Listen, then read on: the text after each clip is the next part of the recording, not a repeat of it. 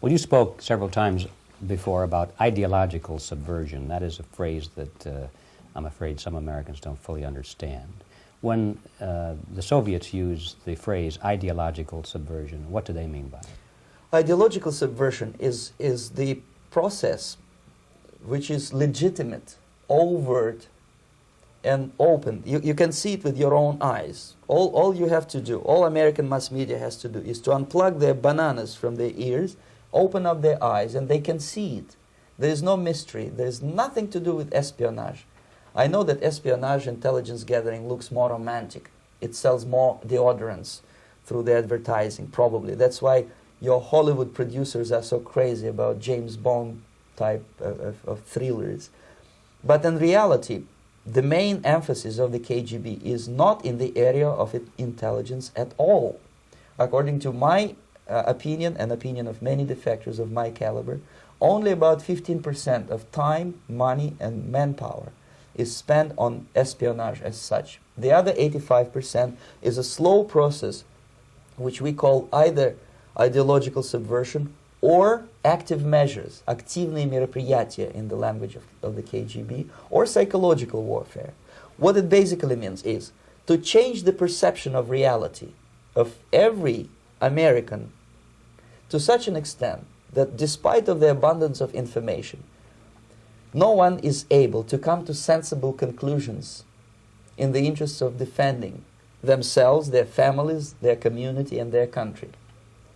It's a great brainwashing process which goes very slow, and it's divided in 4 basic stages. The first one being demoralization. It takes from 15 to 20 years to demoralize a nation. Why that many years?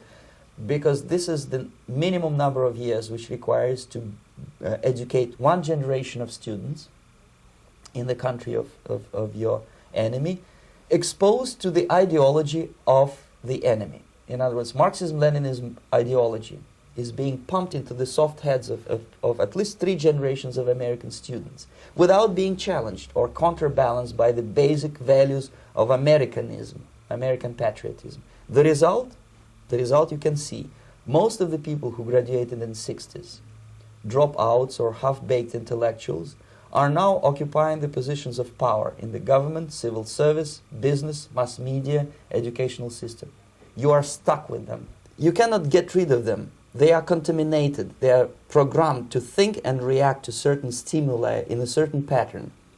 You cannot change their mind, even if you expose them to authentic information, even if you prove that white is white and black is black, you still cannot change the basic perception and the logic of behavior.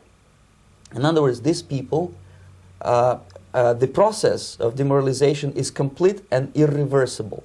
To get rid society of these people, you need another 20 or 15 years to educate a new generation of patriotically minded and common sense people who would be acting in favor and in the interests of United States society.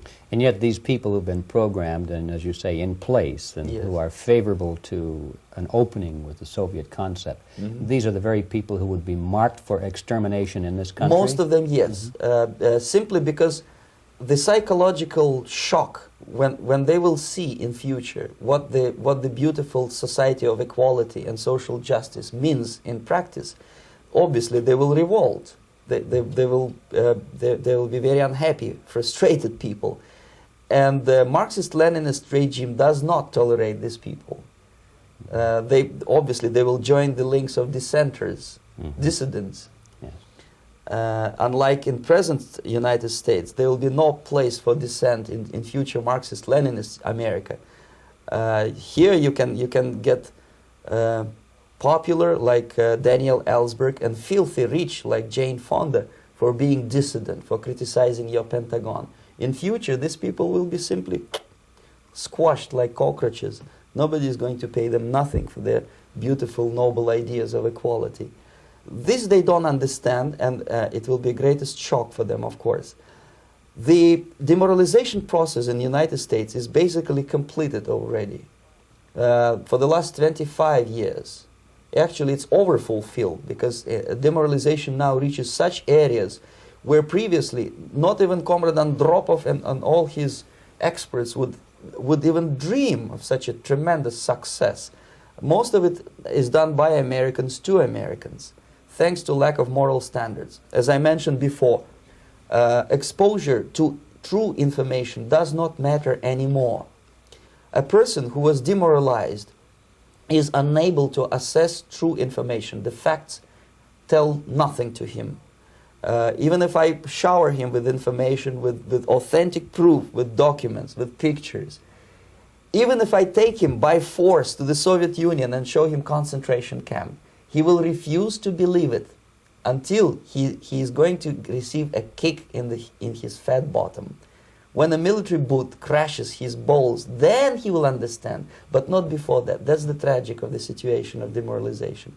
So basically America is stuck with demoralization, and unless, even if you start right now, here, this minute, you start educating new generation of Americans, it will still take you 15 to 20 years to turn the tide of ideological perception of reality back to normalcy and patriotism.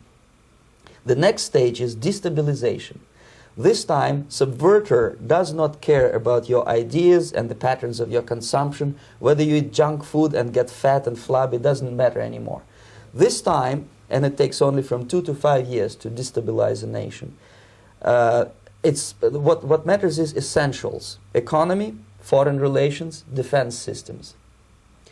And you can see it quite clearly that in some areas, in such sensitive areas as defense and economy, the influence of Marxist-Leninist ideas in the United States is absolutely fantastic. I could never believe it 14 years ago when I landed in this part of the world, that the process will go that fast.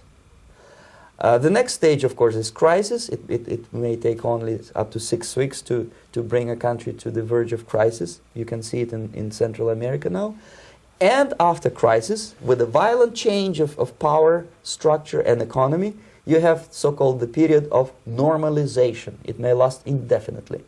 Normalization is a cynical expression borrowed from Soviet propaganda. When the Soviet tanks moved into Czechoslovakia in '68, Comrade Brezhnev said, "Now the situation in brotherly Czechoslovakia is normalized." This is what will happen in the United States if you allow all these schmucks to bring the country to crisis, to promise people all kind of goodies and the paradise on earth, to destabilize your economy, to eliminate the principle of free market competition, and to put a big brother government in Washington, D.C., with benevolent dictators like Walter Mondale, who will promise lots of things, never mind whether the promises are fulfillable or not. He will go to Moscow to kiss the bottoms of new generation of Soviet assassins.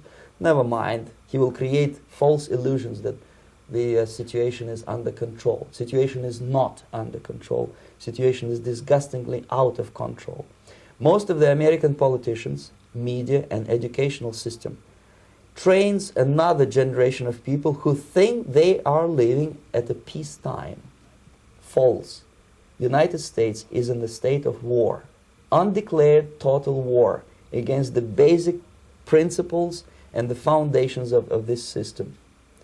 And the initiator of this war is not Comrade Andropov, of course. It's the system. However ridiculous it may sound, the world communist system or the world communist conspiracy, whether I scare some people or not, I don't give a hoot. If you are not scared by now, nothing can scare you. But you don't have to be paranoid about it. What actually happens now, that unlike myself, you have literally several years to live on unless the United States wake up. The time bomb is ticking. With every second, the disaster is coming closer and closer. Unlike myself, you will have nowhere to defect to, unless you want to live in Antarctica with penguins. This is it. This is the last country of freedom and possibility. Okay, so what do we do? What is your recommendation to the American people? Well, the immediate thing that comes to my mind is, of course, There must be a very strong national effort to educate people in the spirit of real patriotism, number one. Number two, to explain them the real danger of socialist, communist, whatever, welfare state, big brother government. If people will fail to grasp the impending danger of that development, nothing ever can help United States. You may kiss goodbye to your freedom, including freedoms to homosexuals, to prison inmate. All this freedom will vanish, evaporate in 5 seconds, including your precious lives. The second thing, the moment at least part of United States population is convinced that the danger is real, they have to force their government. And I'm not talking about sending letters, signing petitions, and all this beautiful, noble activity.